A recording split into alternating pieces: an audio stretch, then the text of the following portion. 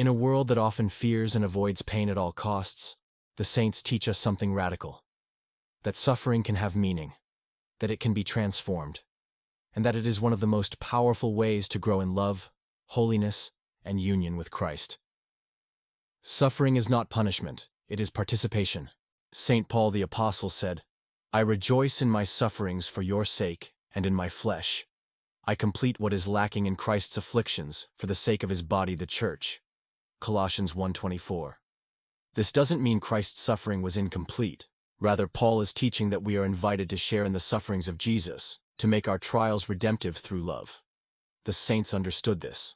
They didn't see suffering as a curse, but as a call, a way to walk closely with Jesus, who himself suffered out of love for us. Quote, "In order to arrive at having pleasure in everything, desire to have pleasure in nothing." St. John of the Cross. He believed that through suffering and darkness, the soul is emptied of attachments and brought into deeper union with God. Quote, "Suffering is the very best gift he has to give us.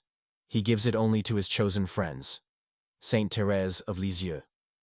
She emphasized doing small things with great love, including enduring suffering quietly and joyfully. Quote, "Jesus is never so close to you as he is during your spiritual battles. He is always there, close to you, encouraging you to fight the good fight." Saint Padre Pio of Pietrelcina. He bore the stigmata for 50 years and offered his pain for the salvation of souls. Suffering was not meaningless.